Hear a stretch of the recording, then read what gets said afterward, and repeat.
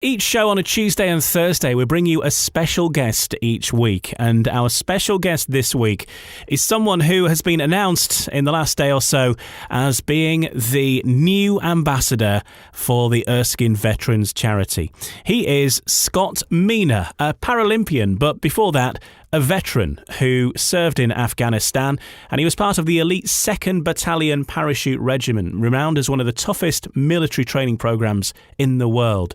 And while he was serving in Helmand Province, he had an accident stepping on an IED and lost both his legs. But since then, he's been driven on to achieve some great heights in sport, and he joins us now. Welcome to Erskine Veterans Radio, Scott Meenagh. Thank you very much. Scott, let's first start by looking at your military career then, because it was a very rich career. As I touched on, you were part of the 2nd Battalion Parachute Regiment, which is one of the real elite forces in the British Army, and very tough to get into. Yeah, I was extremely proud to have served with 2 Para, to gone through the rigorous selection and be part of what I consider, my real life band of brothers. Loved being part of that unit. It is really a massive part of being in the military, isn't it? That whole being part of that gang and the banter and everything that goes with it. Yeah, definitely. You join up and you go through some things together, both in the basic training environment and also when you go on operations that, that adversity and those tough times, they create really, really strong bonds, and you create friendships and almost like a brotherhood, with people that, becomes so strong and very much lifelong.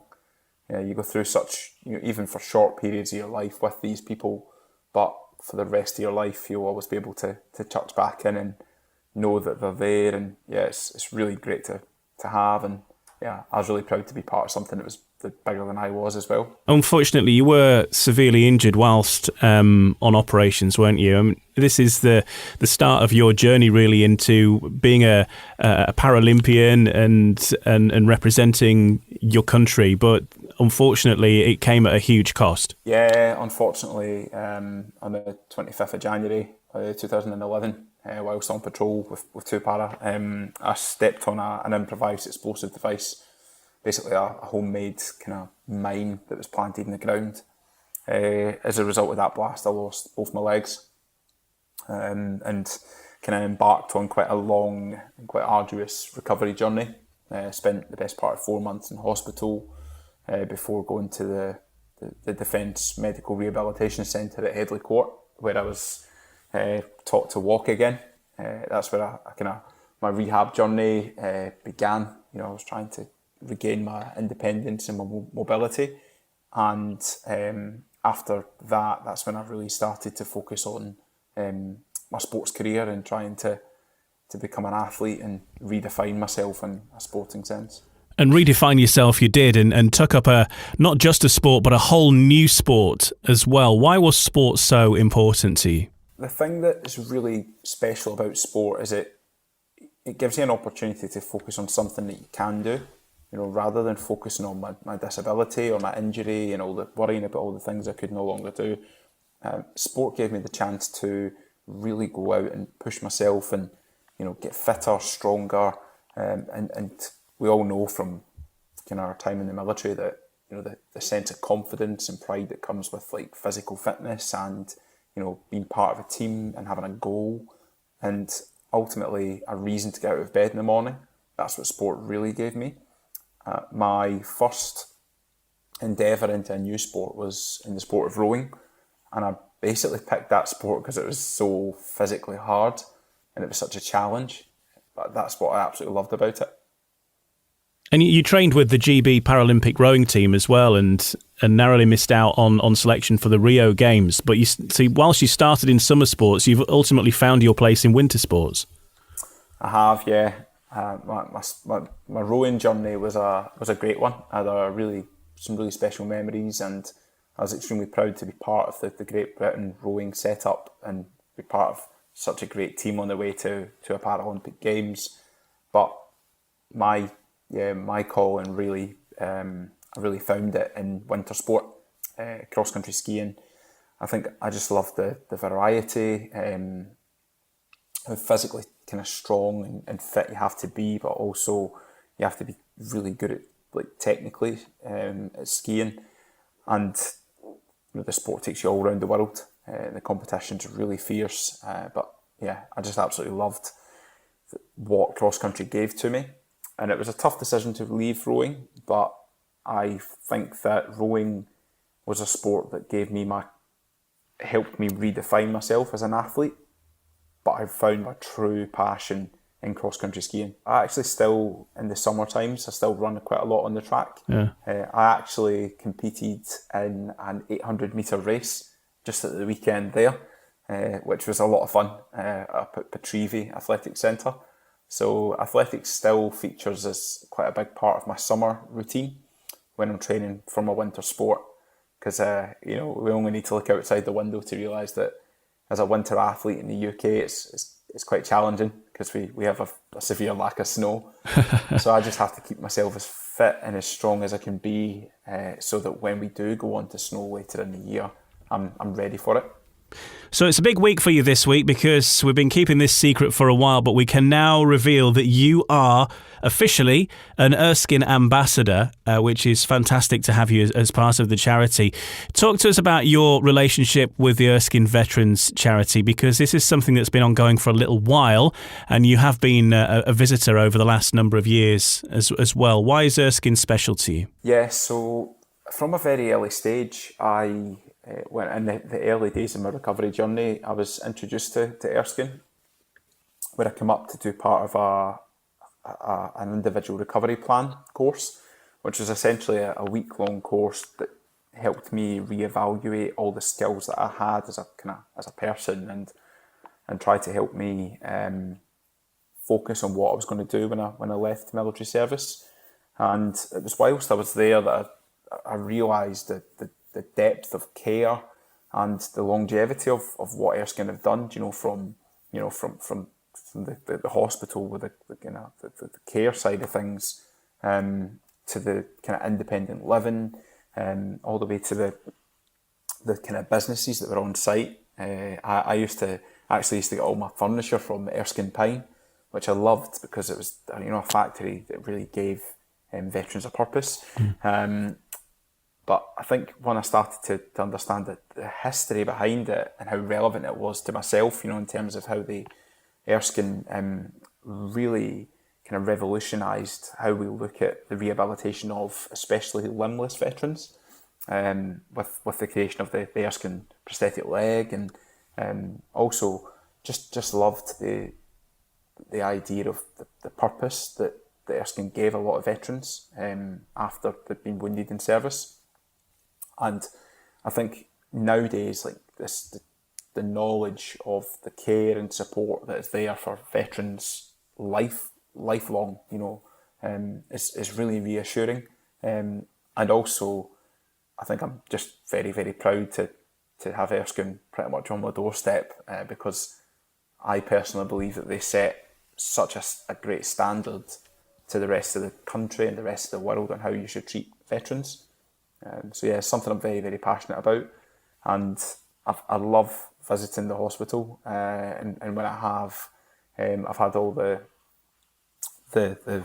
residents giving me a lot of good luck messages at the Invictus Games and the Paralympic Games, and they've supported me quite closely through a lot of my sporting career. I've also had the privilege of going along to the Senior Games at Caledonian University in Glasgow, which was a lot of fun. But the thing is no matter how good I get at sport, every time I go along to Erskine, the residents always find a way to absolutely school me at, whether it be at the javelin or the lawn bowls, or there's always a sport in there that I'm hopeless at, that the residents just absolutely wipe the floor with me at. I hear that it does get pretty competitive there when the bowls or the archery or whatever comes out. Absolutely. There's one thing that never goes away, and it's that competitive spirit. It's fantastic. Did you have a knowledge of Erskine before you became injured? I mean, being in the forces and particularly obviously hailing from Scotland, was it something that you were already aware of, or was it more brought to your attention after everything that happened? Yeah, I was very aware of it. I think growing up and especially seeing a lot of, mainly through actually a lot of campaigns that Rangers Football Club do in support of Erskine. That's probably where my first awareness of them came from. And I think my main view a long time ago was that Erskine's where, they looked after a lot of veterans later on in life. But it wasn't until I went through my own personal recovery journey and got to meet a lot of the other veterans and ultimately got to go into Erskine and meet a lot of the staff that I got a better idea of their history, but also the incredible work they do now for veterans, no matter what age they are, enabling them to, find purpose in their lives and also giving them kind of security and a bit of structure and life post-service. What a lot of people don't realise is it's not necessarily people living here, but also supporting all manner of ex-service men and women who want to get involved with some activities and feel that camaraderie that we've talked about in the past with ex-service people. That's one of the things that they miss when they leave the armed forces, and it gives them that social interaction, doesn't it? Oh, absolutely. You can never and I think probably the last year's taught us, how much we crave that kind of social element of even just turning up and seeing people for a brew, having a chat. You miss, especially when you leave service and you've been part of such a bigger group. It's quite easy to feel a little bit isolated, a bit lonely back in your community. So having that opportunity just to get together, to have a cup of tea, to do some activities with like-minded folk is great. And I actually take a lot of comfort even just in the knowledge that it's there. I might not need that support every day, but I think as a veteran, just knowing that if somewhere along the line you need someone to lean on, you need that extra little bit of support, the knowledge that it's there is so comforting.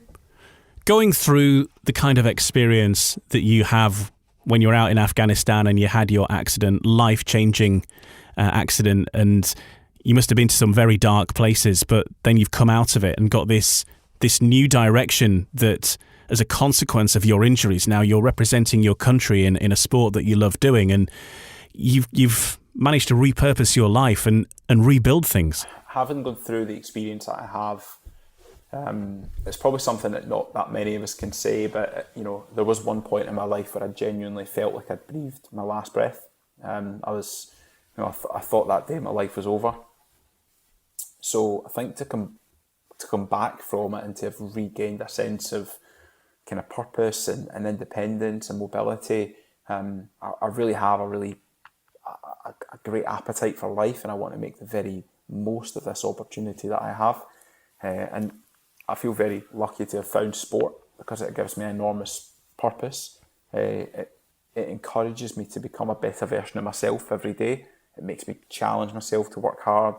But I think at the bottom of it all is probably something that all of us need, especially those that have served. And it's a reason to get out of bed every day. We need a purpose. We need something to get up out of our beds and to get after. And that's something that sport gives me in abundance. And along with that, I get the great opportunity to compete and represent my country again, which I'm incredibly proud to do so. I get to travel, I see a lot of the world, and I do it with quite a close-knit team. So in many senses, a lot of the aspects that I experience in sport, there's a lot of synergy there with military life. And what would be for you the real high points of the last few years as a Paralympian, as a sportsman? What are the big moments that you remember fondly? I think some of the moments that I most treasure are my experiences at the first ever Invictus Games, which was just so special to be part of such a historical moment and to see the power of sport as medicine.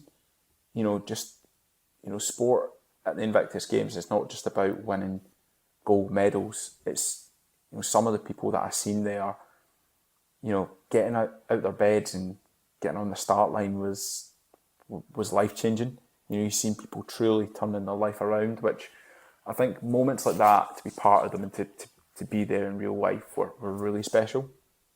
And also, I think going to my first ever Paralympic Games in Korea in 2018, that's a real highlight. I think personally, because I finally achieved my personal goal of going to the Paralympics, but also being the first Nordic skier in my class to go to the games. I think I'm incredibly proud of that because it was a real, I think I blazed a real trail for others to follow. And as a result of that performance at the Games in 2018, we've got a lot more support from a programme, and more athletes have got the opportunity to follow that path and to take part in the Paralympics in my sport. So yeah, those moments really stand out. I just got a picture of you here doing some Nordic skiing. It certainly looks more fun downhill than uphill. Yeah, we always say you've got to earn the right to go downhill, so you've got to work hard. The good thing about cross-country skiing is you get all the fun of skiing, but you earn your dinner at the same time. Absolutely, yeah. You're certainly burning the calories, that's for sure. And what are the things you're looking forward to over the coming months then, or indeed probably the next year or so with things in the world? I guess some stuff's slowed down. Thankfully, things starting to reopen up now, and hopefully that's the same for you and tournaments and things like that. Yeah, definitely. So we are in full swing training for the Beijing 2022 Games, which are actually very, very close in sporting terms. So the next Paralympics is in March next year. So we are kind of all systems go. I'm training every day. I'm doing 2 sessions a day, 6 days a week. So it's pretty intense. And as of next month, we'll probably start going on a lot of training camps abroad. So I'll be out the country for a lot of this year. But hopefully preparing to be in the shape of my life come next March at the Paralympics. And what sort of places are you going to train then? Where has the snow through the course of the year? So we generally we try and get out to places in Scandinavia as soon as we can for snow. But we're quite lucky. We go to a place in Germany which has essentially an indoor snow tunnel, which is 2 kilometres long. So you can go in and basically it's like a big indoor ski centre, but you can cross country ski. So we go there for a lot of our kind of summer training when there's not so much snow around. Yeah. But a lot of the training we do in the summer is on the road. It's on tarmac. So we either on roller skis or bikes. I do a lot of running as well. So we go to slightly warmer climates as well, just to get some quality training in. So that's hopefully on the horizon for us, is a nice warm weather training camp. Very good. Well, look, have a great rest of year with your training, and all the best when it comes around to the Paralympics. I know we'll be all glued to it when it's on the TV. March next year, it'll be here before you know it. Yeah, it's flying in, and I look forward to hopefully. As things start to open up again, I look forward to getting in and visiting everyone at Erskine and seeing them face to face again after so long. Oh yeah, absolutely, and they'll have their A game on whatever sport is available that day. Oh, they've always got their A game on. Fantastic stuff. Right, well, before you go, one final thing: is there a song we can play for you, Scott? Actually, Rod Stewart, Every Beat of My Heart, Rod the God, and that always. Every time I'm away and I feel a bit homesick, that song reminds me of home. Brilliant stuff. Well, look, have a great trip on your adventures wherever you may roam, and all the best for the Paralympics. And thanks for talking to us. Look forward to seeing you at Erskine next time you're available. Thank you so much.